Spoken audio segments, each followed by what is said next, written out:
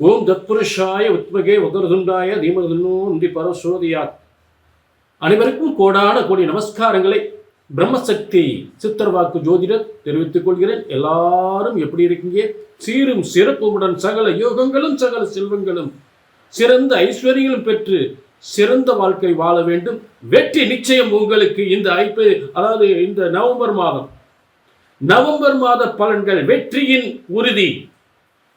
ஏனென்றால் இந்த நவம்பர் மாதத்தில் எந்த வருடத்திலும் எந்த மாதத்திலும் இல்லாத ஒரு சிறந்த அமைப்புகள், உங்கள் அனைவருக்குமே வெற்றி வாகை சூடக்கூடிய கிரக அமைப்புகள், உத்தியோகத்தையும் பொருளாதாரத்தையும் முன்னேற்றம் தரக்கூடிய பொன் பொருளை செல்வங்களை கொட்டி தருகின்ற குரு உச்சம் பெற்றிருக்கின்ற ஒரு அமைப்பு.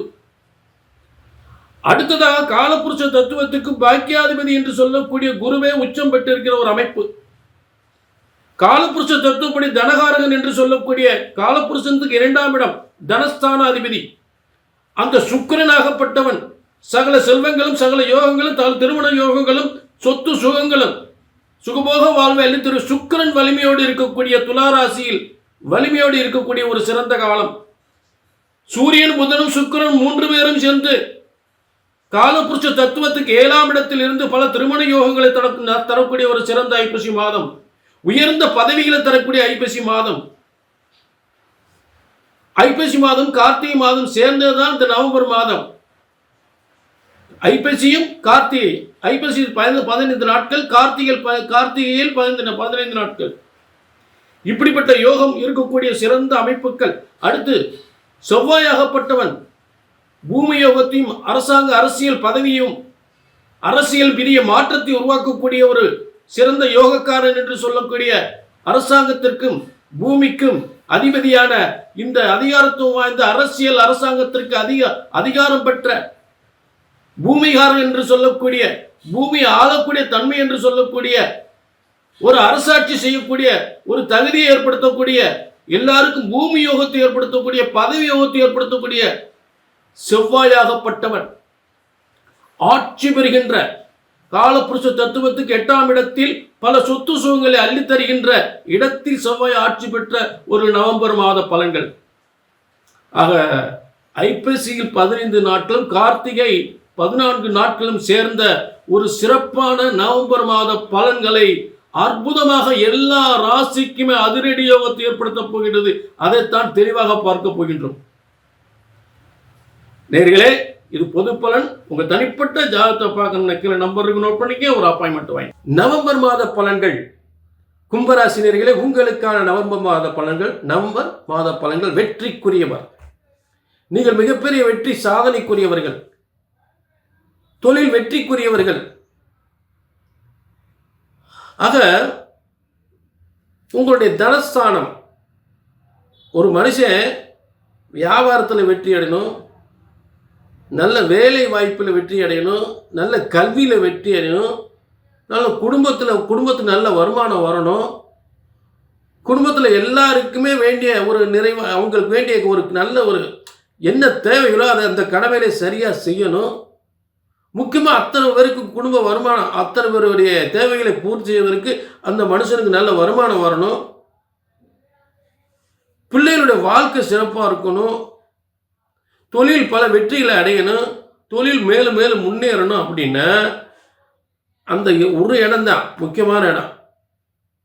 தனம், வாக்குன்னா படிப்பு, வியாபாரம், வாக்கு வியாபாரம், வருமானம், குடும்பம், ஆரோக்கியம், பதவி, வேலை வாய்ப்பு, வருமானம், எல்லாத்துக்கும் 2ஆம் இடம். வாக்கு, கல்வி, வருமானம், வியாபாரம், குடும்பம் அப்படின்ற சொல்லக்கூடிய அந்த 2ஆம் இடத்து அதிபதி அந்த 2ஆம் இடத்திற்கு 5ஆம் இடத்தில் உச்சம் பெறுகிறார் குரு பகவான். இப்படிப்பட்ட ஒரு அற்புதமான அமைப்பு. காலபுருஷனுக்கு 9ஆம் அதிபதி, காலபுருஷ தத்துவத்துக்கு 9ஆம் அதிபதியாகப்பட்ட குரு பகவான் அந்த காலபுருஷனுக்கு 9ஆம் இடம் என்பது உங்களுக்கு லாபஸ்தானம். மறந்துவிடக்கூடாது. காலபுருஷ தத்துவத்துக்கு 9ஆம் இடம் குரு பகவான், அதுதான் தனுசு ராசிக்கு அதிபதி. அது காலபுருஷ தத்துவத்துக்கு 9ஆம் இடம், உங்களுக்கு 11ஆம் இடம். ஆக எப்படிப்பட்ட அமைப்பு பாருங்க. அந்த ஸ்தானத்தின் அதிபதியான குரு பகவான் உச்சம் பெறுகிறார் 5ஆம் இடத்தில், 6ஆம் இடத்தில், கும்பத்திற்கு 6ஆம் இடத்தில். 6ஆம் இடம் சாதாரணம் இல்லை. 2ஆம் இடத்திற்கு 5ஆம் இடம் தான் 6ஆம் இடம்.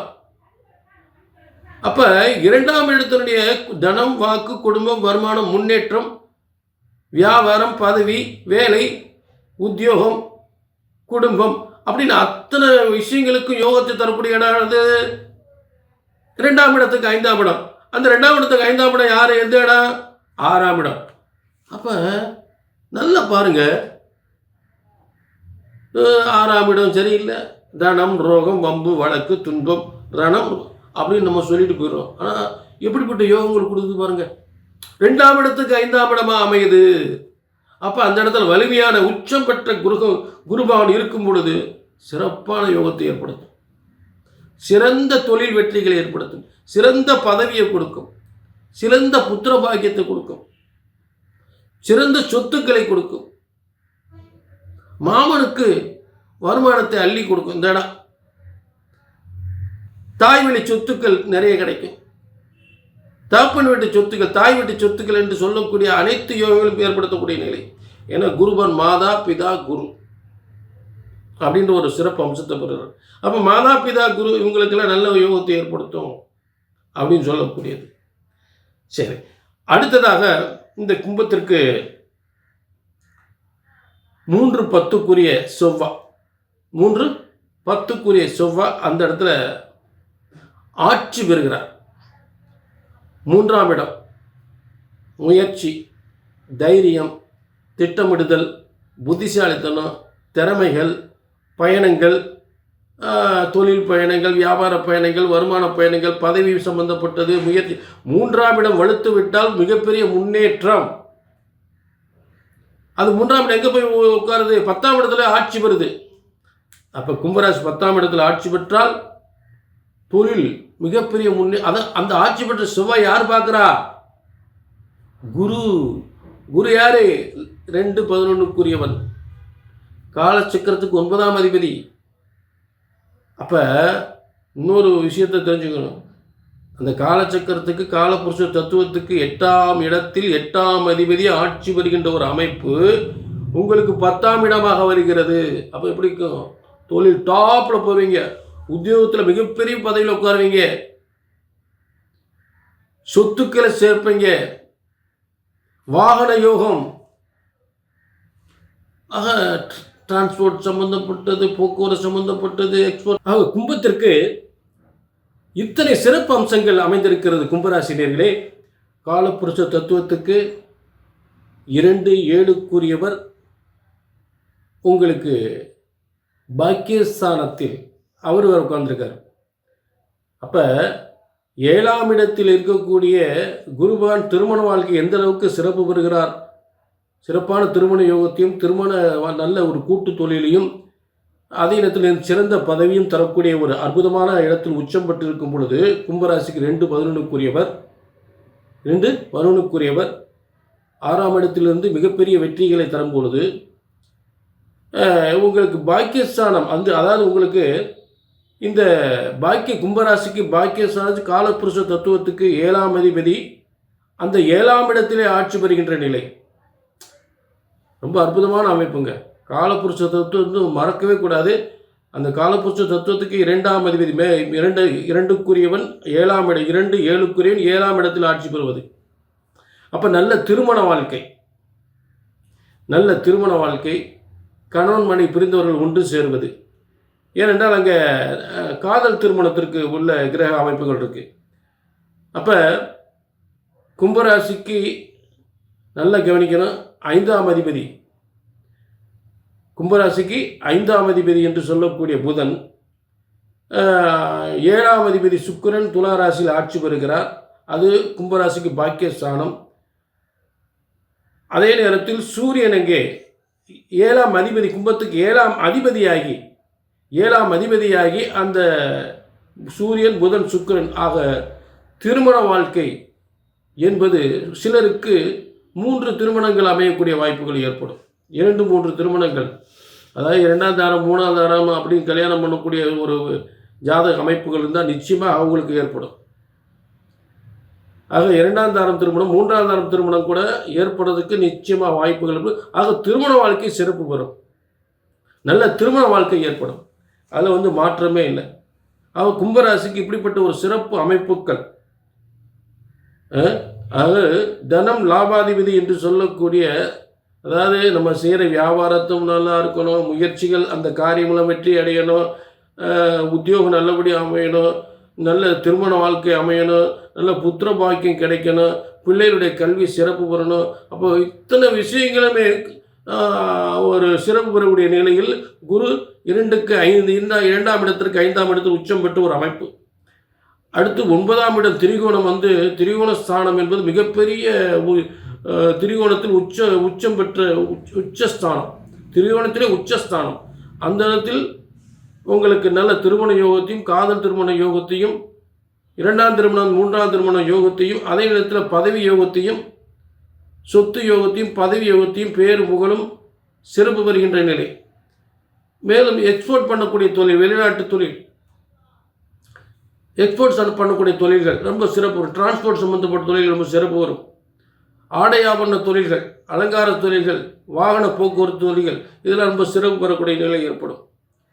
ஆக 10ஆம், அதனால் கவனிக்கணும், 3-10 10ஆம் இடத்தில் தசம கேந்திரத்தில் செவ்வாய் ஆட்சி, திரிகோணத்தில் சுக்கிரன், சூரியன் புதனோட சுக்கிரன், அதாவது சூரியன் புதன் சுக்கிரன் 3 கிரகங்கள் சேர்ந்தால் மிகப்பெரிய பிரகாசமான வாழ்க்கை ஏற்படும், மிகப்பெரிய ஒரு பிரபலமான வாழ்க்கை ஏற்படும், பிரபலமான உத்தியோகம், பிரபலமான தொழில், எல்லாத்திலுமே ஒரு அடையாளம் காட்டப்படுகின்ற மிகப்பெரிய சிறப்பான முன்னேற்றம் ஏற்படுகின்றது. காலபுருஷ தத்துவத்துக்கு 5ஆம் அதிபதி, காலபுருஷ தத்துவத்துக்கு 5ஆம் அதிபதி 7ஆம் இடத்தில், காலபுருஷ தத்துவத்துக்கு 2ஆம் அதிபதி 7ஆம் இடத்தில். எப்படிப்பட்ட அமைப்பு பாருங்க.